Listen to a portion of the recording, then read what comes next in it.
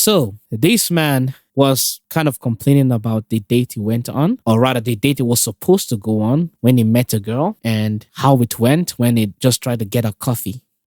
So my dating life is a joke. I can't even make this up anymore. Like I can't even make this stuff up. I'm talking to this girl, we're texting for a little bit, it's going well. I say, hey, do you like coffee? She says, yeah, I love coffee. So in my mind, I'm like, okay, cool. We mesh on something.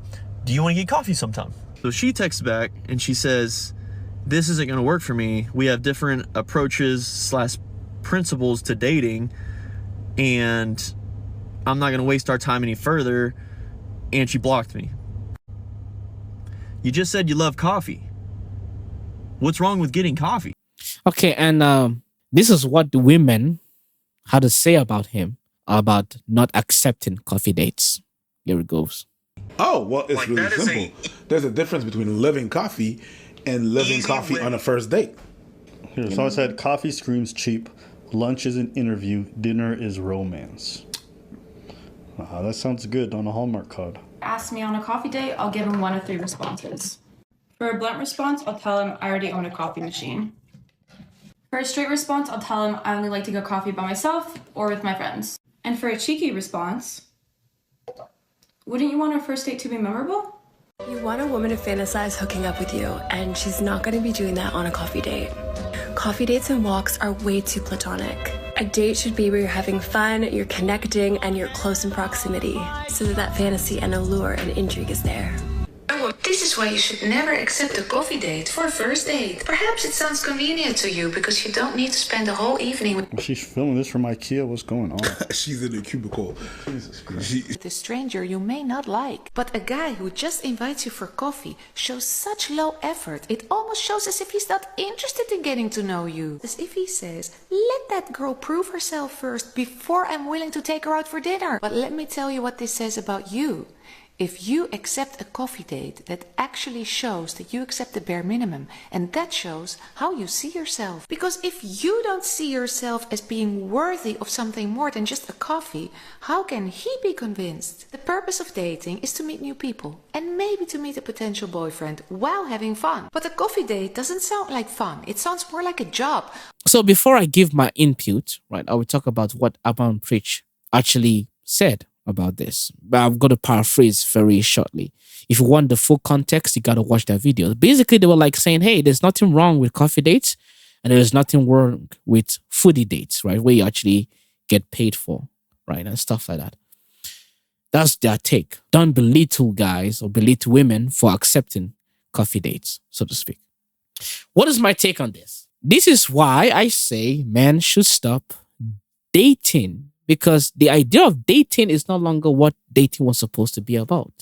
Dating was supposed to be getting to know the person in front of you, not getting free food, right? And I can never remedy, for the life of me, I can never remedy the idea that one human being is demanding another human being pay for their time in a mutual relationship. That doesn't make any sense to me. That's like saying, hey, if I'm going to hug you, you got to pay me $50 because my time is precious.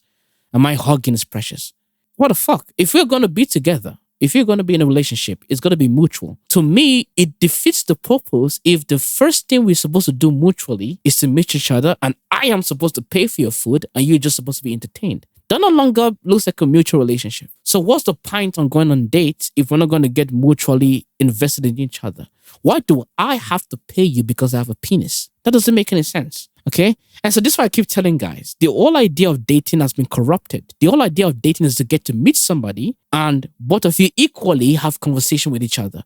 Not that one person is expected to do something special for the other person. That now defeats the purpose. That's no longer about getting to know somebody, and that's now about servitude. Because these women are trying to have fun at the expense of men. They're trying to have fun to the extent that when they don't enjoy the date, they at least got paid for. You're going into those relationships for the wrong things. You're not going to those relationships to get to know the guy. You're going into those relationships to have fun and have free food and free shit. That's no longer about relationship. It's not about what you're getting.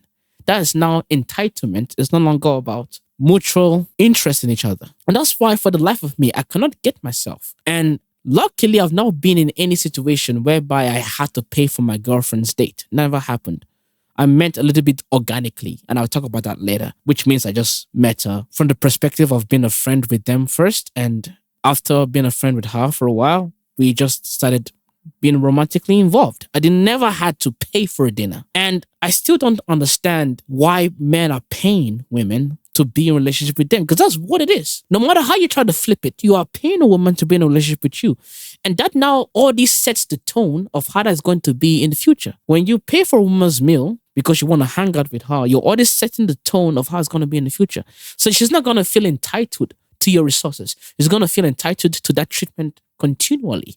Because if you did it once, you got to do it again and again and again and again. Now you might be like, well, that's the culture. I don't care.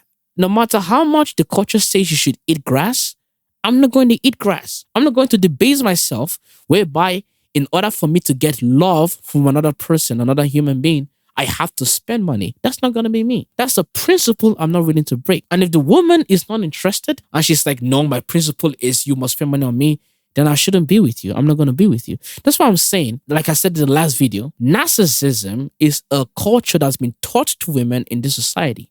Women are being taught actively to be narcissistic by being taught that they have to be spent on. When somebody is being taught that they deserve somebody else's effort, they grow up being narcissist. The same thing happened in slavery, and I'm going to connect it, and people might get mad at this. But when you're taught that you can own somebody else, another human being, you can own them, and it's their job to serve you for the rest of their life, of course you're going to feel entitled to their servitude. So also women have been taught for generations that they deserve to be spent money on, without which they shouldn't give out any kind of loving relationship towards the opposite gender. So now women feel entitled to getting financial rewards for doing nothing but just showing up. And that is narcissism. The fact that they feel that they are so important that the man has to spend money on them to be with them is narcissism. So women are being actively taught to be narcissistic. That's why I keep telling guys, it's in your best interest to not go out on dates with women. Hang out with women, don't go out on dates with women. Because it's funny to me. I always say this and it baffles me. Men hang out with women, get treated way better than men that actually go on dates with women. When most of my girlfriends were my friends first, right? And so I always hung out with them. And over a period of time, they got to understand my characteristics and they got to understand my attitude over a period of time. Organically, I didn't have to convince them. I tried to entertain them with dinner. Never had to do that. Because it always rubbed me the wrong way. I only bought dinner for my girlfriends, the ones I've been with over the years. I only bought dinner for them when we actually started dating. That's when I started buying dinner for them. Because they would do the same for me, I do the same for them. We were already used to each other. We were already used to doing things for each other. So it was already organic. In fact, I never even really asked the woman out.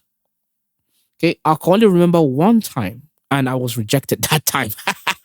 It was a no. That's the word I remember. Every other time it was just organic. We just started making out and stuff like that. So literally, this is how it always worked out. I was friends with a girl for a while. Then we just started making out and we started like doing more things together. And from there, organically, we started dating. And she would be like, hey, what are we? I say, what do you think we are? She's like, we're boyfriend and girlfriend. I was like, yeah, sure, we're boyfriend and girlfriend. Like, it didn't always happen like that, but pretty much it happened around that area, around that frequency, right?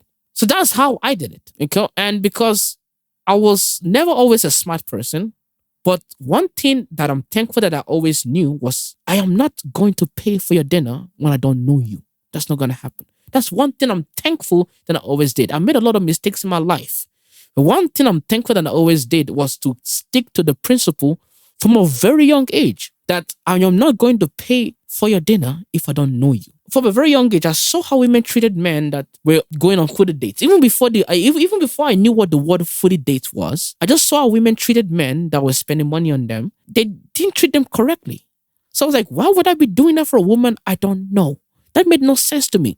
Even though I was being told these things by friends, I'm being told I should do this by friends or by people I looked up to, I took the good advice that they gave me, but I always discarded that shit. And luckily, I have not done too bad relationship-wise because I understood from a very young age, it's a terrible idea to start investing financially in a person that you don't know.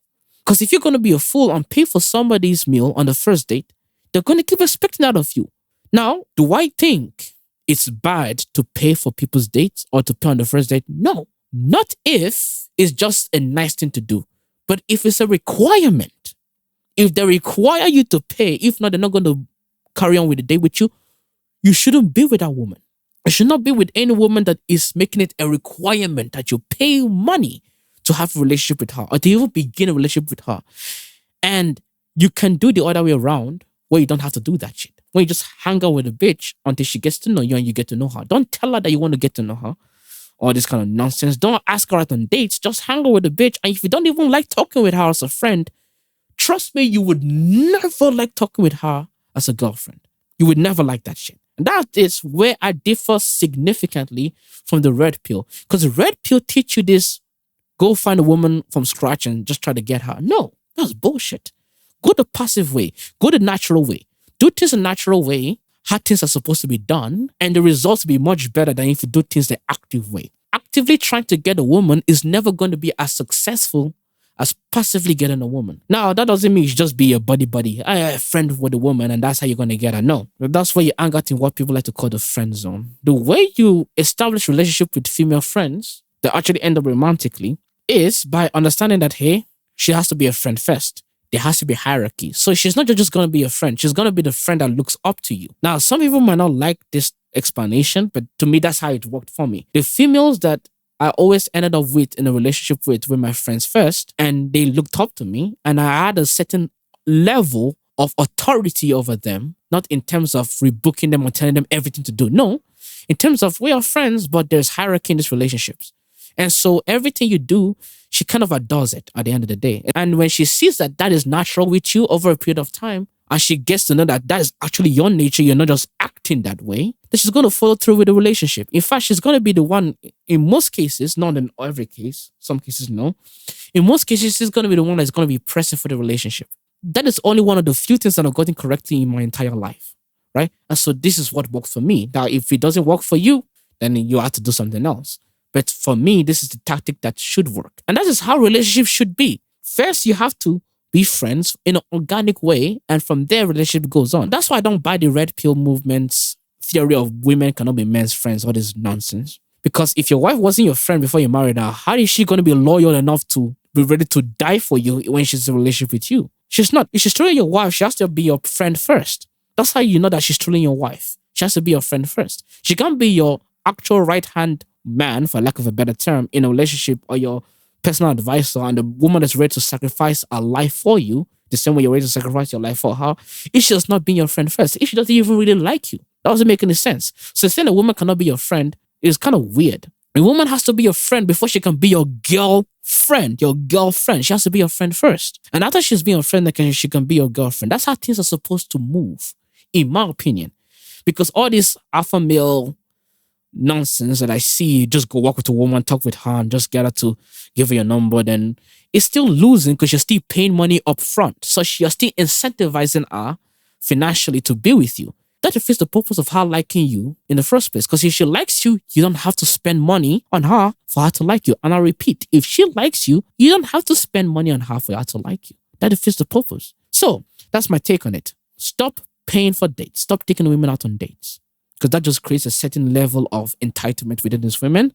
Hang out with them, become friendly with them, but set a hierarchy. And if they don't want to hang out with you in any way, on any shape, on any form, they just want you to pay for them. If not, they don't want to see you, then you probably should not be with them. Anyway, guys, that's all I got to say today, and I'll see you guys later.